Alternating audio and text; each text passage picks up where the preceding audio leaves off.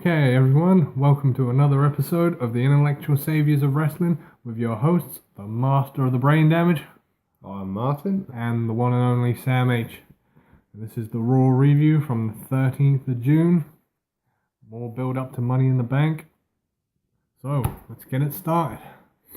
Well, the opening segment, we had the New Day opening the show with their usual comical insights onto how Money in the Bank's going to go with the recently released Fatal 4-Way Tag match. Long story short, ended up with the other three teams coming out. And then it got turned into an 8-man tag match. Yeah, this was a pretty good match. Bodies flying everywhere. Yeah, the teams were New Day tagging up with Enzo and Cass against the Vaudevillains and Gallows and Anderson, or the Club. I'm not sure exactly what we call the two of them. No, I don't really have a specific tag team name at the moment. But no, decent match, bodies flying everywhere. And surprisingly, Anderson and Gallows hit the tag team finisher. The Magic Killer? Is that what they're calling it? I hope not. I mean, as much as I love them, that's something the New Day would call their finisher. Well, yeah, I think that's what they're calling it. And I believe Big E got hit with that. Yeah. And it gives them some momentum going into the tag team title match. We're not quite sure who's going to win it, but you like a bit of unpredictability every now and again. Yeah, definitely. So it'll be interesting to see how that match faces off at Money in the Bank this Sunday. And yeah, it's coming up. Yeah, and then next match on the card. Divas. No, sorry. Women's match. Okay. Women's match. And we had Paige, a rare sight of her on television, Yeah. facing off against the women's champion, Charlotte. Yeah, this is the renewal of a rivalry that stretched back into the tail end of last year. And they were together in Team PCB, or the Submission Sorority. Wow. Which we're not really allowed to say. No, it's good to see Paige back on TV. I mean, as an English man, you like to support the English wrestlers. Yeah, I mean, there's been some rumours backstage on why she's not been on television recently. Obviously, she sort of disappeared off of television for a while after they finished off the UK tour. But yeah, we've seen her, I think that's her second appearance on Raw in about a month and a half, something like that. And funny enough, both matches have been against Charlotte. And I think she's won both of them. Yeah, she ended up picking the win up in this one. I believe there was a bit of a distraction, shock in a Charlotte match. Yeah, and I believe Dana ended up chucking Charlotte back into the ring. Yes. Like telling her to get back at her. And then Paige hit her with a finishing move. And then that's all she wrote. Yeah. The cheating normally Charlotte employs actually cost her the match this time. And then Dana quickly tried to regain the momentum by saying, "Oh, you're still a champ." Yeah. And this is leading to a tag team match at the pay-per-view. Easy now, Teddy. Which is a little bit of a disappointment because you would think, well, they'd defend all the titles. Yeah, I mean, as we've discussed on previous episodes, we're already not getting the Intercontinental title defended at Money in the Bank, and stupid. Now we're not getting a women's title match. I mean, I'm all for titles being defended, you know. If Miz wanted to be the champion, then they should have either taken the belt off him before he went away to do his movie, or done an angle where he got stripped of it. I don't know. Yeah, well, they've done it enough times in previous. occasions like this. I think probably the most recent one was Daniel Bryan. Yeah, he vacated it himself. Yeah, and that was due to the fact of he couldn't defend the title. But of course, Miz wouldn't do the honourable thing and vacate it himself. No. Well, I'm choosing to keep my opinions to myself on the Miz. Good idea. Right, Yeah. so what do we got next? Yeah, we've got a bit of an odd match here. Built up backstage, going on the antics of last week, where Apollo Crews got one over on Sheamus. Yeah. Yeah. No, we had Zack Ryder versus Sheamus. Now, this basically coming back because Zack Ryder was there laughing when Apollo Crews got a sucker punch on him. Yeah. And I believe he was possibly talking to a couple of the guys backstage and Sheamus overheard him. Yeah, Sheamus wasn't happy with people laughing at him being knocked on his ass. Although Zack did get a nice little punk on him saying, "Oh, look, hey Apollo." And then Sheamus panicked and then quickly realised Apollo wasn't there. Yeah. Yeah, but this match, well, any match featuring Zack Ryder, you pretty much know how it's going to go. Yeah, he gets a little pop right near the end of the match and he gains some momentum, but in the end his opponent picks up the victory, and unfortunately for Zack, this week was no different, and Sheamus ended up picking up the victory. Can you really count a victory over Zack Ryder's momentum? Everyone seems to get one. True. Ugh. Yeah, but I'm guessing they're hinting at the rivalry between Sheamus and Apollo Crews. Yeah, it's building up to it. I think they've got a match booked for Money in the Bank. Oh, okay. Yeah, they have been. They have slyly been adding matches to the card in the last week or so, but we'll discuss that more on our preview for the Money in the Bank preview show. Before we quickly get to the next match, I want to talk about the segment in the ring, which we've all been wanting to see. I've been wanting to see, and a lot of people have been wanting to see. The Shield back together in one ring. Ah, the Ambrose Asylum. Yeah. It was good to see the three of them back in the ring again, talking about the good times. Yeah. I mean, at the start, you thought, what's going to go on here? Is it going to end in a brawl? You didn't quite know. No. But no, I mean, Seth Rollins at the start was a bit cagey. But then he opened up and started talking about the good times they had, with Ambrose being unconscious. Beating the old farts, the New Age Outlaws, WrestleMania 30. But of course, in traditional Seth Rollins style, he said his favourite moment in the Shield was when he broke him up.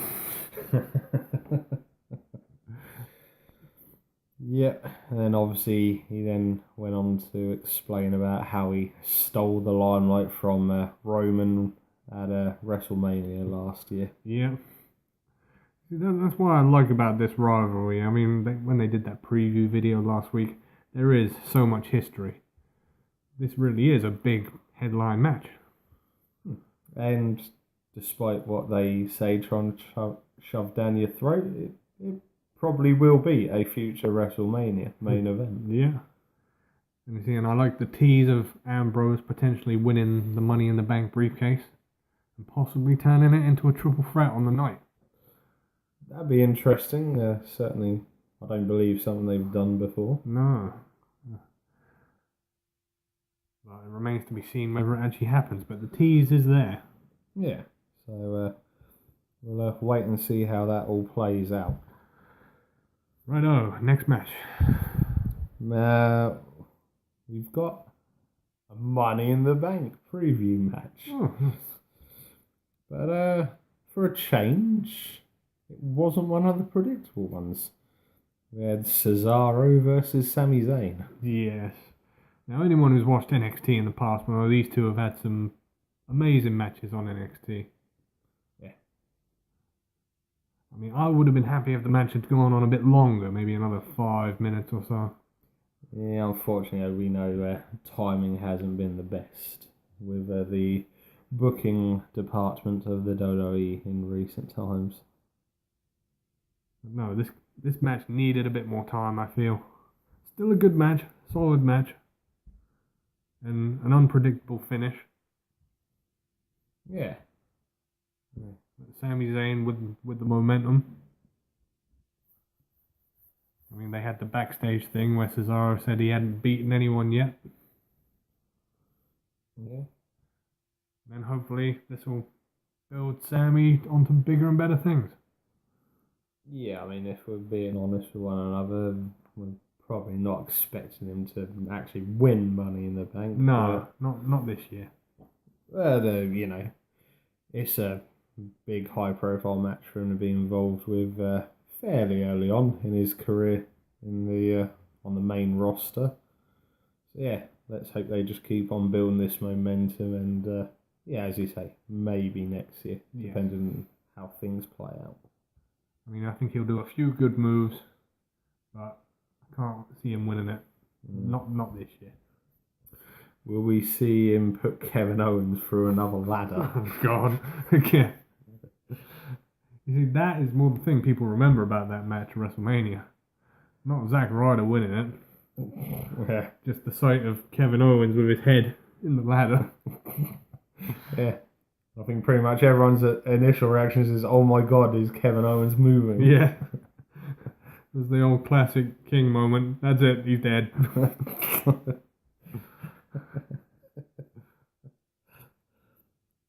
Yeah.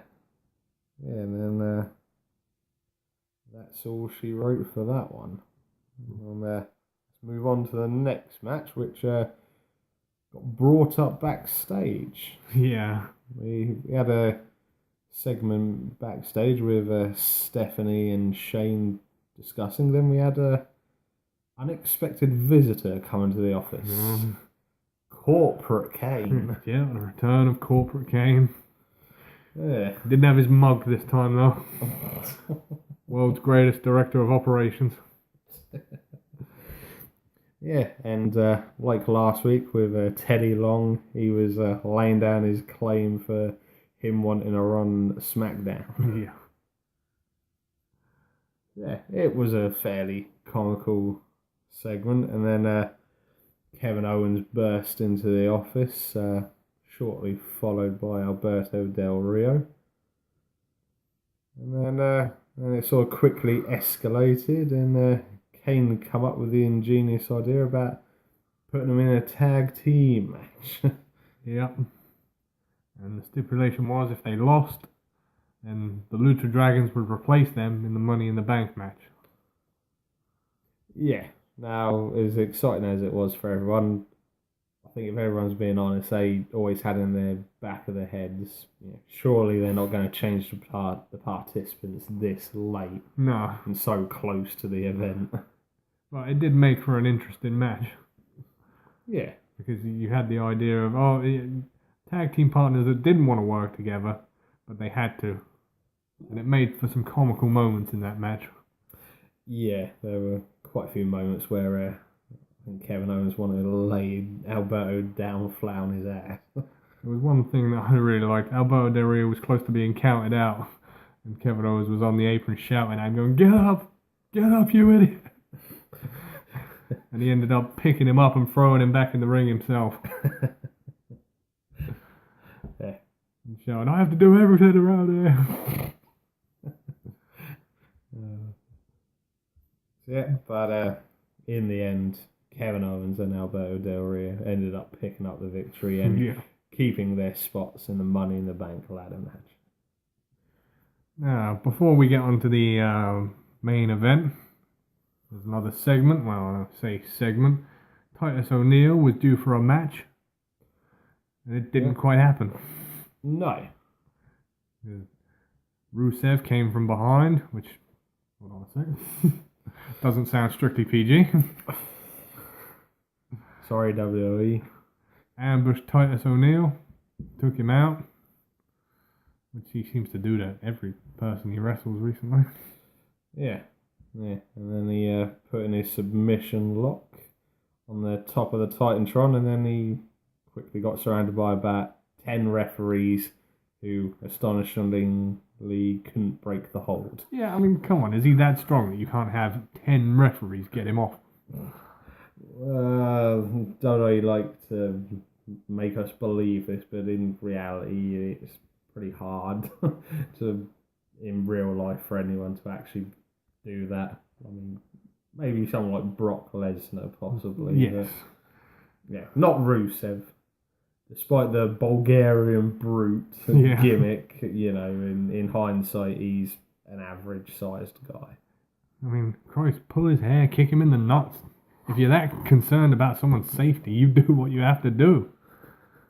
Don't just go, oh, no, get off. And where do they get these refs?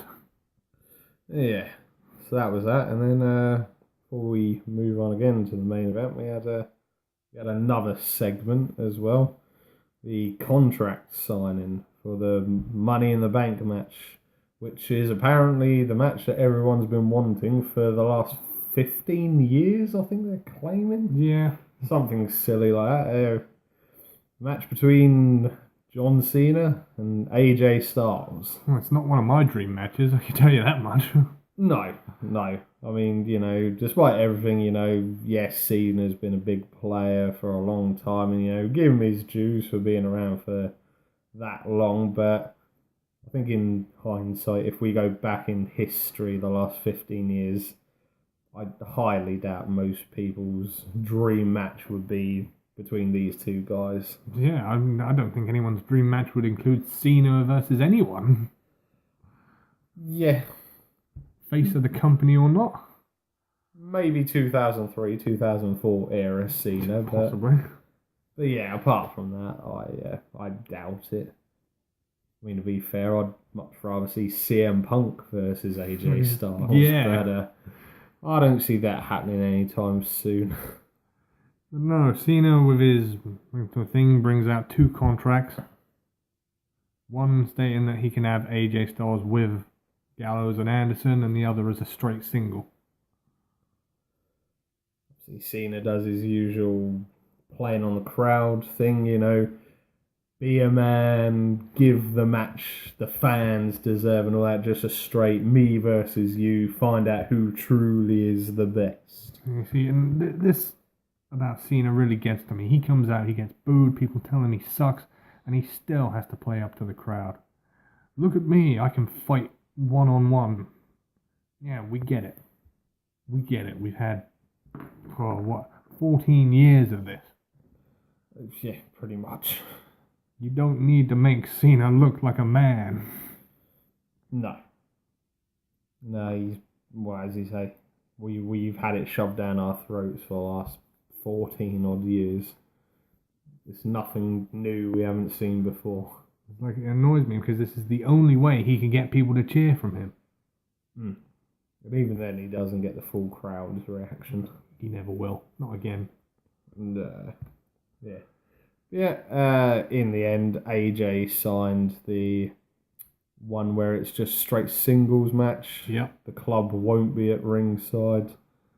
And then he done a nice little rip-off of Cena's entrance music and said, now I'm going to prove at Money in the Bank, your time is up and my time is now, Cena. I know I'm supposed to be unbiased here, but I'm hoping that AJ Styles puts a forearm into Cena's face and pins him clean. Yeah, I mean, we're both not the hugest of Cena's fans, to say the least, but at the end of the day, they've got to start booking these rivalries a bit better to give it some momentum and not just be all one-sided.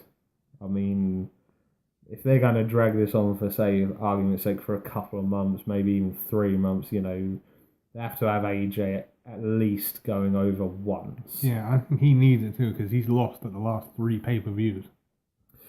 Yeah, and there's even been some fans that are rather annoyed with the WWE, saying, you've brought in AJ Styles, one of the biggest talents in the last 10 years or so, and all they've pretty much done with him since he's come in is bury him.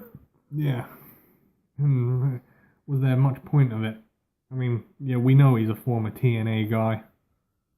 But TNA aren't a threat, never have been, never will be. Not to the scale of WCW. No. So what was the point of bringing in their main guy just to have him lose? Yeah, and at the end of the day, he's a huge talent, and surely they want to be utilising these talents rather than just wasting them, basically.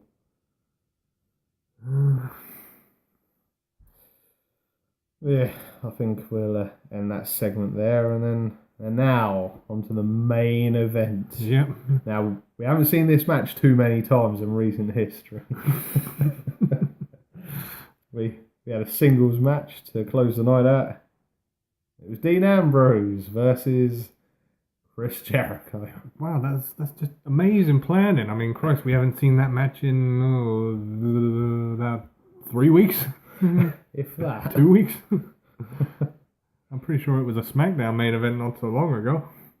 Yeah, I'm pretty sure it was. Yeah, usual good stellar work between these guys. Yeah, and Ambrose ended up picking up the victory this time round. Now, this match was a little different because we had Cesaro as the guest ring announcer. How can we forget the extra participants? And also we had Del Rio as the guest ring bell. Yeah. And I believe we had some added commentators as well. Yep, Kevin Owens on one side and Sami Zayn on the other. Which just descended into them insulting each other. Pretty much, and the occasional insult from Kevin Owens telling, I believe it was Byron Saxton, shut up. Yeah. He doesn't really like commentators that much. No. But no, we'd love to give you some more insight on this match, but you've seen it 1,000 times, so it was pretty much the same as every Ambrose Jericho match ever. Just with Ambrose winning this time. Yeah. And then the final segment of Raw was Jericho being the one to get the ladder and bring down the briefcase this time. Yeah. And he done his nice little pose at the top. Which I'll give him his dues with these little images and pops he's doing. He's doing some pretty good work of selling himself with the memes. Yeah. He seems to be enjoying them a lot the last couple of months. Yeah. And I believe that was it for Raw. Yep. That was the end of the show. So, I don't think we have anything more to add. Nope. So, from your hosts, the Master of the Brain Damage, I've been Martin. and the one and only Sam H. We will see you on the next one. Peace out.